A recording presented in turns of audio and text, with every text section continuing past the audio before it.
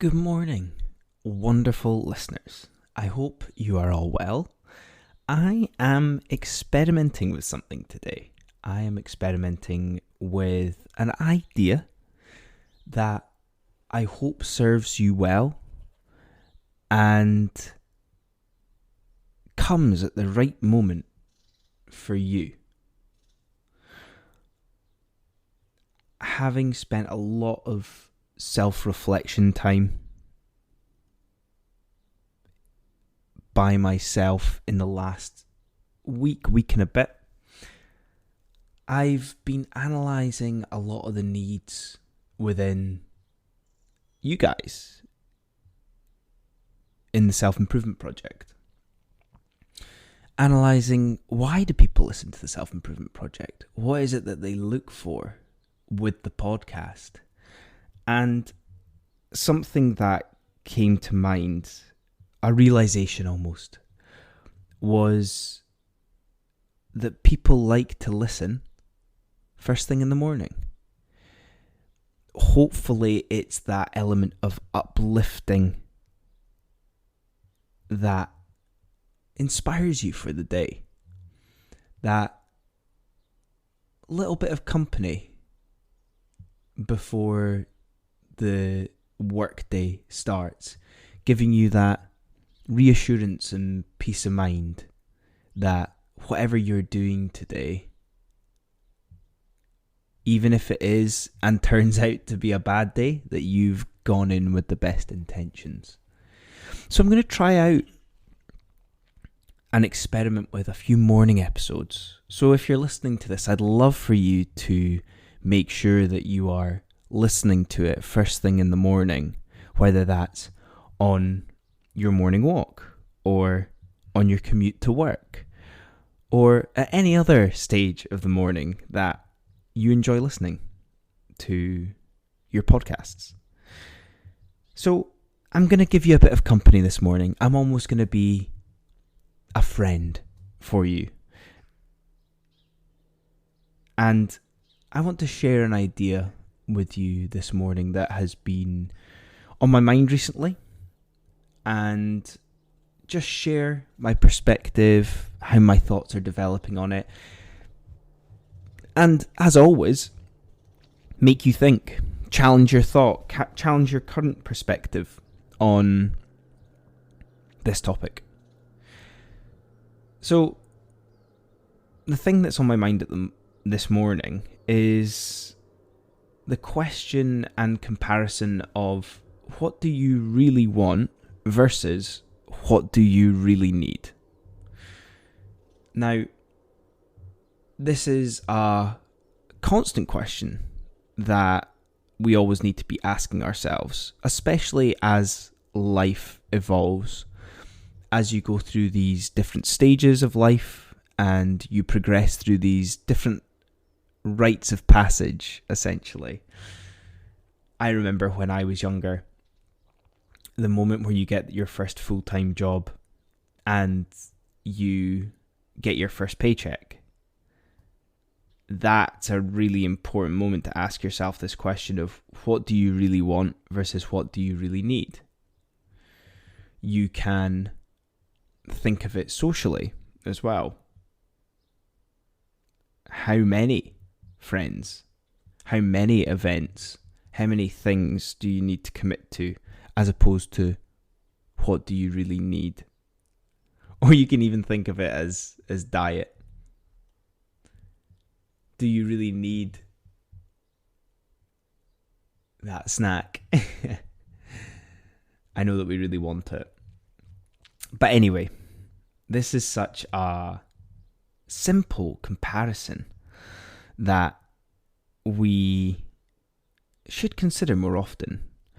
I think the fact that we rarely face up to it comes from the avoidance. We don't want to face up to it.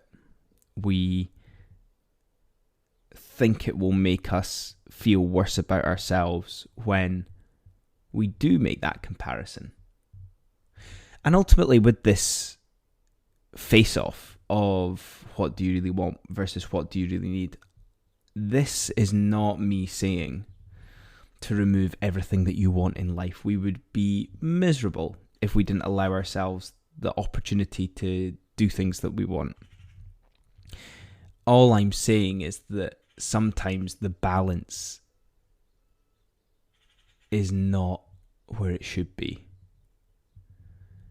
When we indulge in the things that we want, we rarely allow ourselves to even it up. I always, on a daily basis, need to face up to this question when I'm making another coffee. Do I really need this extra coffee, or do I just really want it?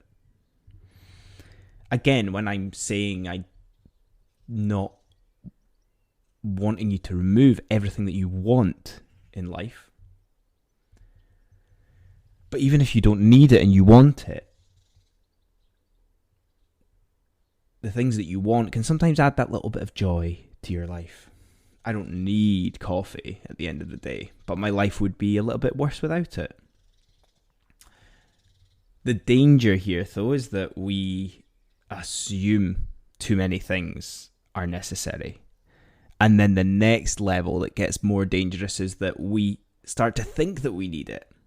So I rely on coffee so much, it becomes a habit, and I feel like it's necessary. So this is the tipping point, essentially, where we need to really assess. And it ultimately comes down to making sure that it's not just that one example with the coffee, but it's everything. We start to become overwhelmed with all of the things that we think we need, but maybe half of them are just things that we want. An exercise that can sometimes help is listing out all the things that you need in life. And then you go back through the list and analyze whether you need it or whether you want it. The reason that I suggest this exercise is as we go through it, something beautiful begins to emerge. You actually realize how little you need in life to be happy. Sometimes the things that are desires and wants end up becoming a bit of a burden. They become overwhelming. They can sometimes lead to that self-loathing. You feel like it's a weakness of yours. But when we actually identify how little we need, it can feel like a weight off of your shoulders.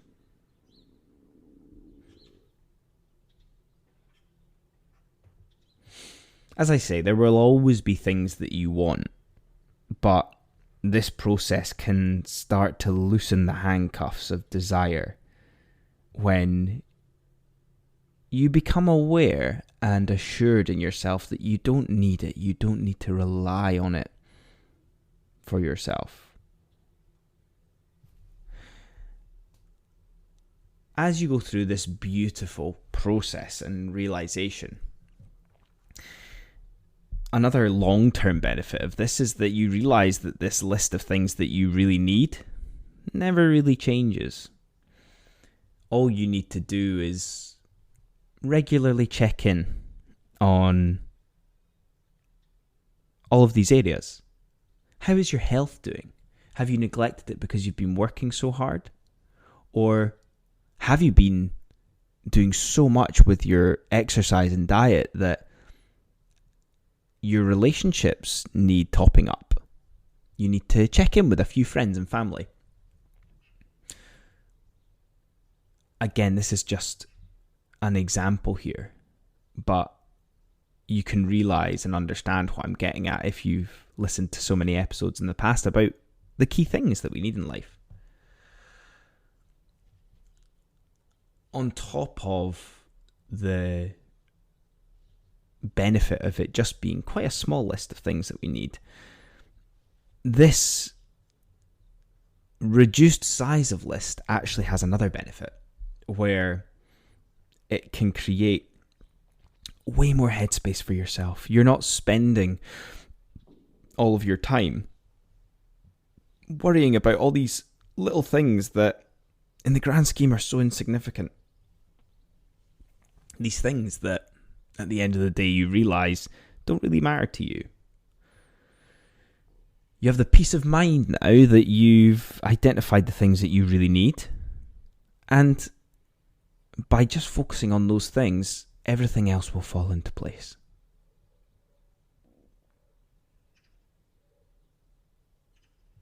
And then we realise this full circle of you've actually escaped a certain level of this game of the hedonic comparison that mostly exists online but exists in all parts of the world. And you've actually entered a zone of assured, peaceful existence.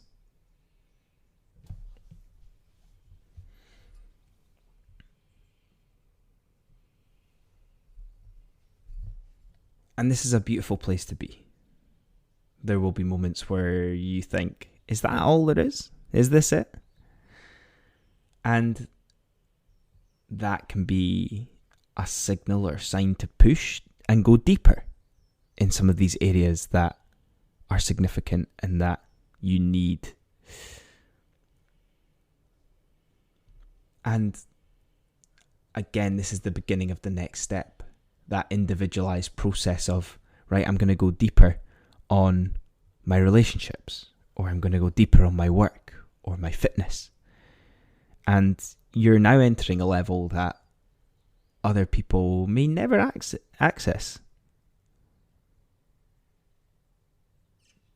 And this is the beautiful process of self-improvement that, again, giving yourself time and space to do can bring not just benefits, but bring a lot of peace. So some questions to consider for you. What in your life is currently a want that you think is a need?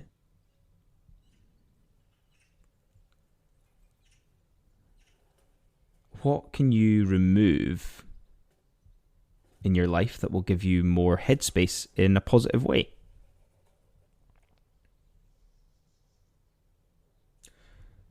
And how happy could you be with as little as possible? I'm going to leave you with those thoughts this morning, guys. But let me know what you think about this morning episode. I will title it as such. But if you enjoyed it, let me know. Like I say, it's just an experiment. I'm just seeing how it lands. But hopefully it's something that people appreciate. Or maybe you're doing it already. Anyway, reach out to me. Let me know. And otherwise, I will see you all next time. Cheers.